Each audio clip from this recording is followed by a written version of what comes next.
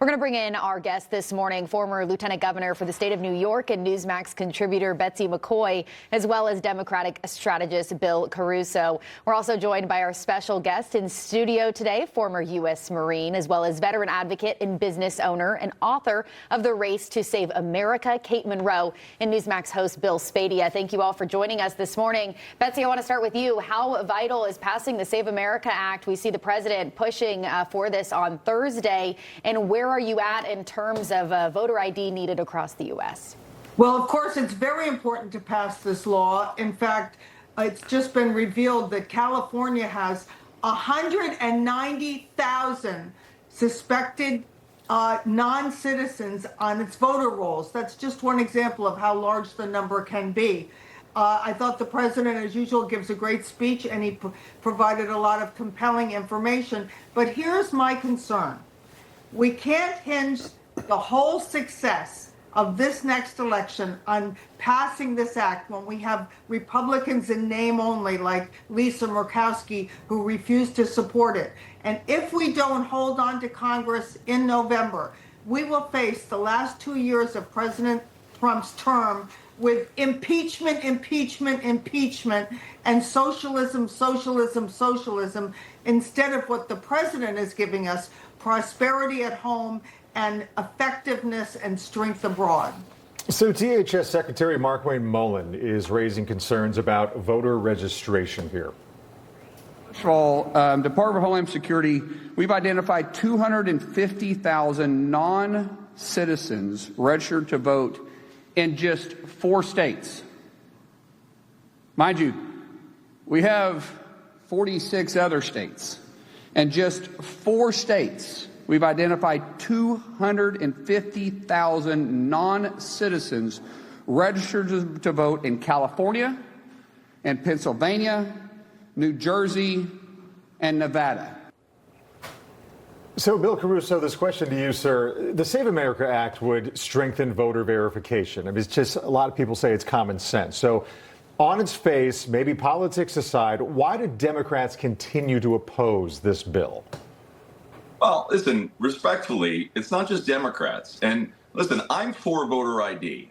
So is 70% of the country, whatever poll you look at, and any demographic. It seems like common sense. The problem is government doesn't make things easy or common sense. And many of the people, including some Republicans that are opposed to the SAVE Act, are opposed for 2 important reasons. Number one, changing the game now, right, on the eve of elections is messy and difficult. That shouldn't be the reason to stop it, but it's a challenge, okay? But when was the last time government's really done anything well and right on any level? You know, in New Jersey, where I live, our DMV is a nightmare, right? And trying to get through, just getting your real ID is a challenge. And so from a libertarian standpoint, from a normal person standpoint, this is going to be a hot mess trying to get this done. And it is going to be very difficult for some people and probably impossible for others to achieve. So I think what you're hearing here is this is a bureaucracy that is waiting, right? That is being proposed here. And we're trying to figure out the need. And with all due respect, there isn't proof here. The president gave a lovely speech the other night that some covered, some didn't cover. But the proof hasn't been produced. There's allegations out there. But when you have Republicans in Pennsylvania and Georgia pushing back on this and saying, no, no, no, I'm listening to them. I'm not listening to Democrats. I'm listening to bipartisan people literally saying, why are we doing this now? And frankly, this isn't going to work. It's going to be a problem to try to implement this very complicated proposal. Slim it down, make it skinny, make it easy, and get it done.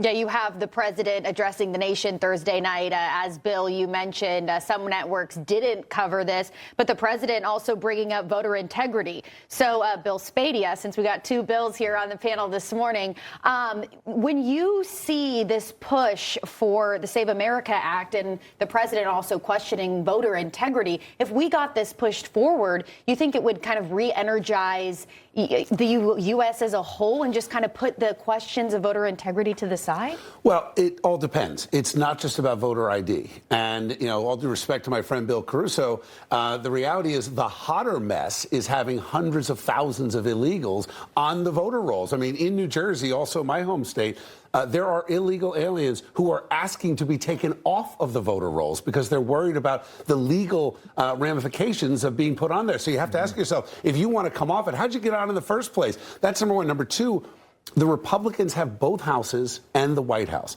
This will be demoralizing if it doesn't pass. If this does not get through, I think the Republicans are in for a lot of trouble in these midterms. So, Kate, to you, the late Senator Lindsey Graham talked about passing the SAVE Act through reconciliation. Do you think that that's a possibility here?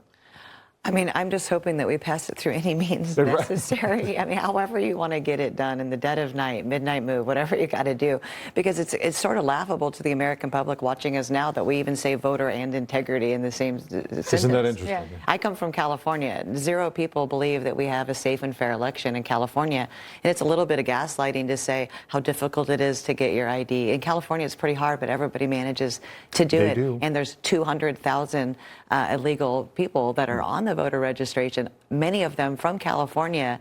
We have to clean this up. And if you don't want to clean it up, that says a lot about you. The question is why. And let's talk about hypocrisy here. What about all the states that refuse to support voter ID for elections, but they require a photo ID to get into a state office building, to get a driver's license, or to do so many other things in the state? So how come it's suddenly difficult to have a voter ID when you want to vote? Bill, your thoughts? I think it's beyond just the ID. I think the issue really is proving your citizenship. And that's where the Democrats are getting stuck on this. And if you look at it, it's the politicians and the political pundits that are wrangling over this. 80% of the American people are saying, this is just common sense, just get it done.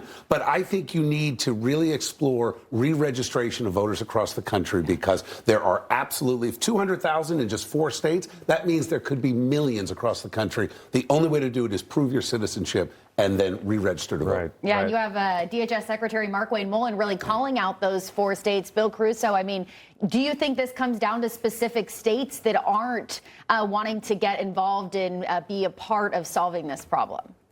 I don't. Listen, I think that there is a truthful and honest effort. If there were a problem, and this were a problem, and with all due respect, Bill Spadea, I think people are concerned about the price of gas. I think people are concerned about putting food on their table. I think people are really concerned about what's going on in Iran right now.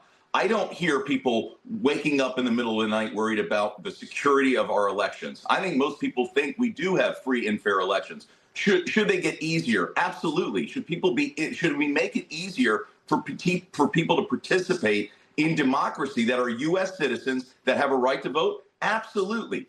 I think the challenge you're seeing in the Republican Congress, okay, and you hit this nail on the head, there is a confusion about the efficacy of this effort at the SAVE Act. Make it simple. Get it fixed. And by the way, you are 100% right. Most Americans support voter ID. Most Americans don't have a problem handing their ID in and saying, yeah, this is me, to enter a building, to get on a plane, to buy concert tickets, whatever the issue would be. Absolutely for the right to vote. But don't make me jump through 15 million new hoops now, because that's not helping democracy. That's going to turn people away to vote. Wait a second. Anybody who lives in New York City under the awful reign of Zohran Mamdani knows what the impact is of illegal voting. So I just want to correct Bill's comment. What is it, Betsy? Nobody has anything to worry what's about. the impact? Let me tell you, when the truth comes out about who elected Zohran Mamdani, there's a lot of speculation and a lot of innuendo. Show the facts. Let's get at it. Right. Well, it's coming out. I can't wait. Well, listen, we can talk. We can do an entire show on this. So thank you all very much. Very spirited conversation. Betsy McCoy, Bill Caruso, thank you very much. Of course, Bill Spadea and Kate Monroe. We'll see you back here shortly. Happy Saturday, guys. Happy Saturday to you as well. More to come right here on Wake Up America.